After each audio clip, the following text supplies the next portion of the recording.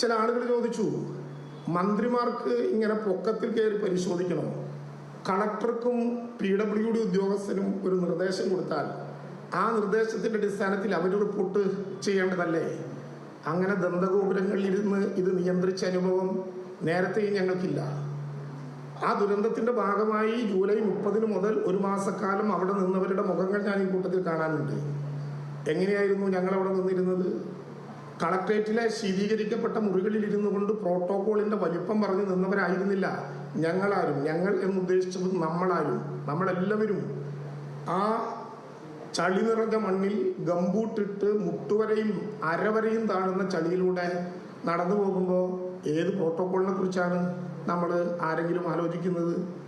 അവിടെയുള്ള 2 ഷട്ടറിന്റെ കൺട്രോൾ റൂമിലിരുന്ന് നമ്മളെല്ലാവരും ഒരുമിച്ചാണ് ദുരന്തബാധിതർക്കും സഹായികൾക്കും കൊടുക്കുന്ന ഭക്ഷണം പരസ്പരം കഴിച്ച് ആ പ്രവർത്തനങ്ങൾക്ക് രാപ്പകലില്ലാത്ത വിധം നേതൃത്വം നൽകിയത് എന്ന് ഓർമ്മപ്പെടുത്തിക്കൊണ്ട് അവിടെ അതിൻ്റെ മുകളിൽ കയറി അങ്ങനെ ഒരു പരിശോധന നടത്തേണ്ടത് വരച്ചിട്ടതാണെന്നൊരു കമ്പനി പറഞ്ഞാൽ അത് കേട്ടുപോരലല്ല, അത് ഉറപ്പിച്ചു തന്നെ തീരുമാനിക്കണം എന്ന് ഉറപ്പുള്ള ഒരു പൊതുപ്രവർത്തകന്റെ, മന്ത്രി എന്നതിനേക്കാൾ ഉപരിയായി മനുഷ്യത്വം കാത്തു സൂക്ഷിക്കുന്ന ഒരു മലയാളിയുടെ കടമയാണ് എന്നുള്ളത് കൊണ്ടാണ് പ്രവർത്തനത്തിന് ഞാൻ ഇറങ്ങിയത്.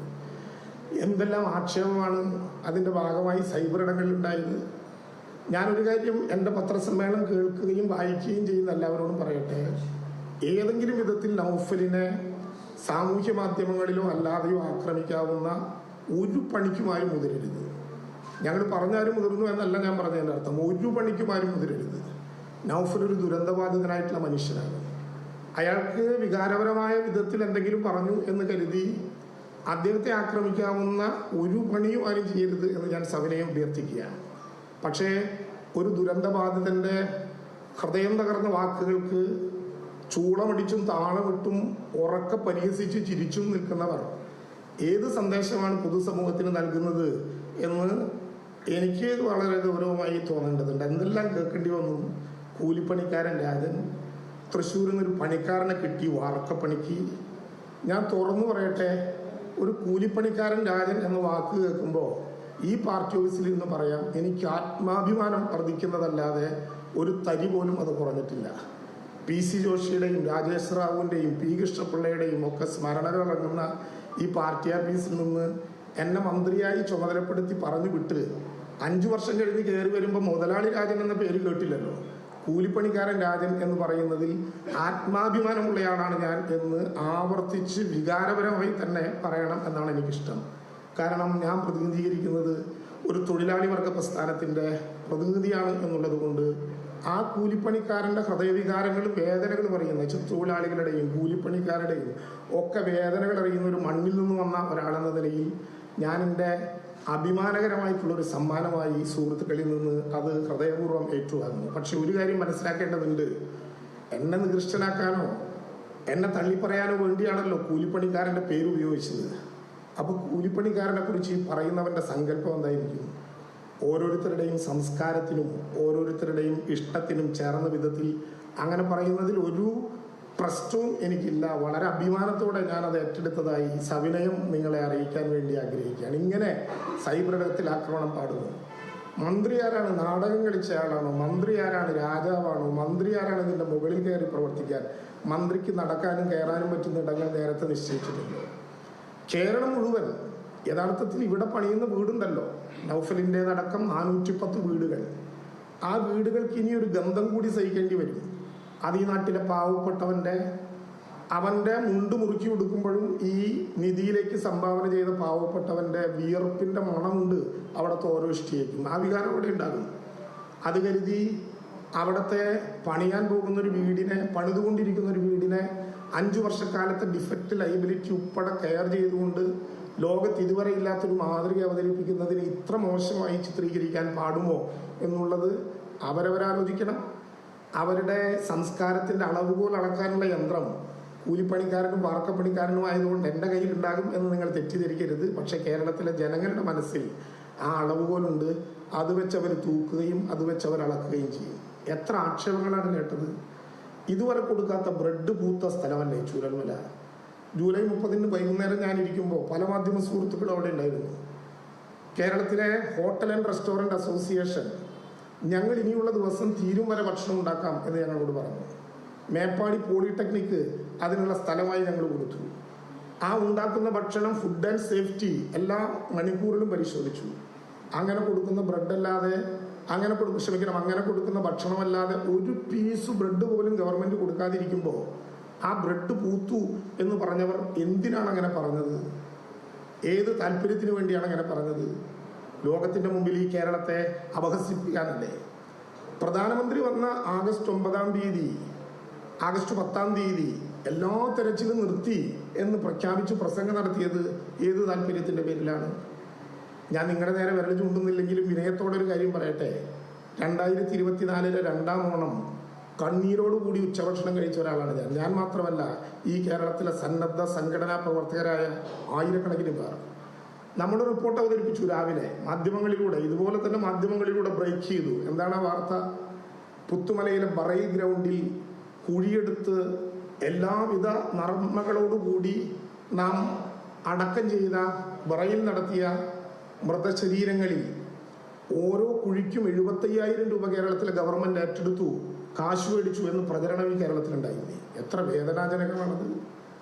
ആ ബറയിൽ ഗ്രൗണ്ടിൽ പെരുമഴയത്ത് അവരവരുടെ യുവജന സംഘടനാ പ്രവർത്തകരുടെ ടീഷർട്ടിന് പുറത്തിട്ട PP കിറ്റിൽ മനുഷ്യനായി നിന്ന് ഒരു ചായ പോലും മേടിച്ചു കുടിക്കാതെ കൊടുത്ത പൊതിച്ചോറ് പകുതി മാത്രം കഴിച്ച് വയറ് നിറയ്ക്കരുത് ഈ പണിക്ക് നിൽക്കുമ്പോൾ എന്ന് കരുതി അവിടെ പ്രവർത്തിച്ച 10,000 ചെറുപ്പക്കാർ വിചാരിച്ചില്ലേ ഞങ്ങൾ കുഴിച്ച കുഴിയിലും ഞങ്ങൾ നടത്തിയിട്ടുള്ള സംസ്കാര ചടങ്ങിലും ഈ ഗവൺമെൻറ് ഓരോ കുഴിക്കും തലയ്ക്ക് വില പറഞ്ഞ് 75,000 രൂപ മേടിച്ചു എന്ന്?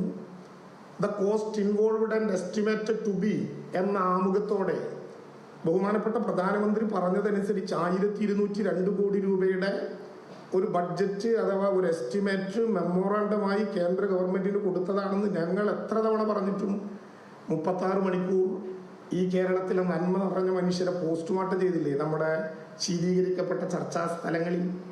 അതിനേക്കാൾ വേദന ഞങ്ങൾക്ക് വേറെ ഉണ്ടാകാനുണ്ടോ?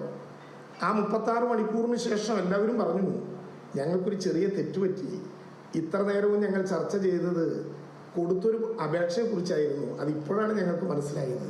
പക്ഷേ ആ 75,000 രൂപയുടെ പേരിൽ 2 ഓണത്തിനും 3 ഓണത്തിനും ഞങ്ങൾ അനുഭവിച്ച മാനസിക പ്രയാസത്തിൻ്റെ, ഞങ്ങൾ എന്ന് ഞാൻ ഉദ്ദേശിക്കുന്നത് മുഖ്യമന്ത്രിയോ മന്ത്രിമാരോ അല്ല, ഇത് ശരിയായ വിധത്തിൽ നടത്താൻ നേതൃത്വം നൽകിയ മനുഷ്യരനുഭവിച്ച പ്രയാസത്തിന് ആർക്ക് സമാധാനം പറയാൻ പറ്റും? ഇങ്ങനെ എത്ര ആക്ഷേപങ്ങൾ, അതിൻ്റെ കൂട്ടത്തിൽ ഒന്നാണിത് എന്ന് മാത്രമായി കാണാനാകില്ല.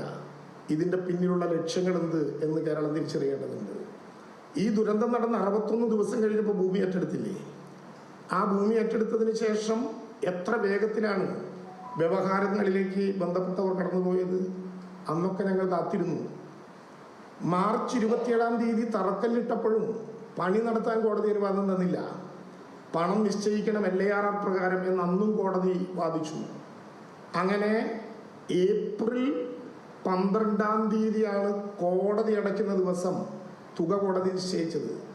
അന്ന് രാത്രി 11:45 തുക ഈ ട്രഷറിയിലൂടെ അടച്ച് ഏപ്രിൽ 13 തീയതി ആരംഭിച്ചില്ലേ നിർമ്മാണ പ്രവർത്തനം? സ്വാഭാവികമായിട്ടും അവിടുത്തെ നിങ്ങളുടെ സുഹൃത്തുക്കളായ മാധ്യമ പ്രവർത്തകരുടെ FB അക്കൗണ്ട് എടുത്ത് നോക്കിയാൽ അറിയാം ഓരോ ദിവസവും പെയ്ത മഴ നവംബർ മാസം വരെ. എന്നിട്ടും അവിടെ നടക്കുന്ന പ്രവർത്തനങ്ങൾ എത്ര വേഗതയിലാണ്. മുഖ്യമന്ത്രി ഏപ്രിൽ 14 വിഷുവിൻ്റെ ദിവസം 15 വീടുകളിൽ കയറി താമസിക്കാം എന്ന് പറഞ്ഞത് ആരെങ്കിലും കബളിപ്പിക്കാനാണ് എന്ന് നിങ്ങൾ സത്യസന്ധമായി കരുതുന്നുണ്ടോ?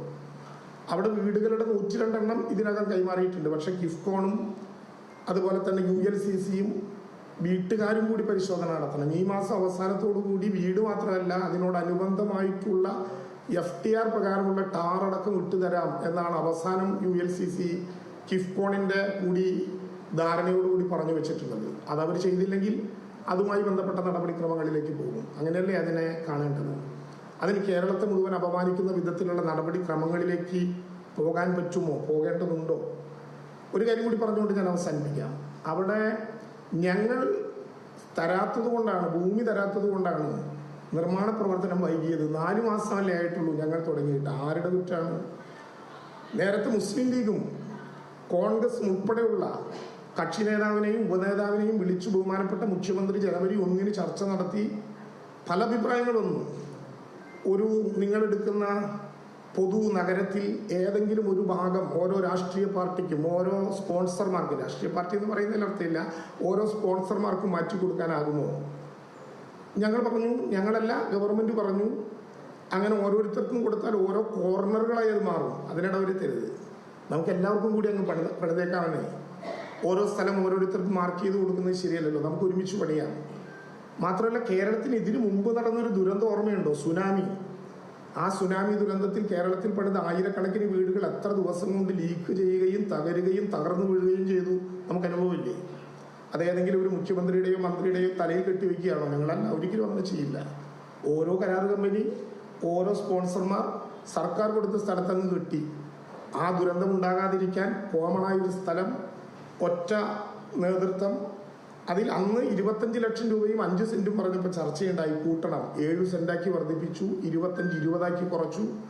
അനുബന്ധ നടപടിക്രമങ്ങൾ മുഴുവൻ സർക്കാർ തന്നെ ചെയ്യണം ഈ ദുരന്ത നിവാരണ ഫണ്ടിൽ നിന്ന് എന്ന് നിശ്ചയിച്ചു. അവിടെ വരുന്ന വീടിന്റെ ചെലവ് 20-ൽ കൂടുതൽ വന്നാൽ അതും ഈ ദുരന്ത നിവാരണ സംഖ്യയിൽ നിന്ന് കൊടുക്കണം എന്ന് പറഞ്ഞു. അങ്ങനെയല്ലേ തീരുമാനം എടുത്തത്. മാർച്ച് 27-ാം തീയതി നമ്മളത് ഉദ്ഘാടനം ചെയ്യുമ്പോൾ ലീഗ് ഞങ്ങളോട് വന്ന് പറഞ്ഞു, വളരെ പ്രയാസത്തോടെ, ഇങ്ങനെ വ്യവഹാരം നടന്ന് ഇത് നീണ്ടുപോകുമെന്ന് ഞങ്ങൾ പേടിക്കുന്നുണ്ട്, അതുകൊണ്ട് ഞങ്ങളൊരു ഭൂമി എടുക്കുകയാണ്. ഞങ്ങൾ പറഞ്ഞു, അല്ല, നമുക്ക് ഒരുമിച്ചെടുക്കാം. പക്ഷേ ലീഗ് പറഞ്ഞു, ഞങ്ങൾക്ക് ക്രൗഡ് ഫണ്ടിങ്ങിലൂടെ പിന്നെ സമാഹരിച്ച സംഖ്യയാണ്, ഞങ്ങൾക്ക് ഉത്തരവാദിത്തമുണ്ട്, ഞങ്ങളൊരു സ്ഥലം എടുക്കാൻ പോവുകയാണ്.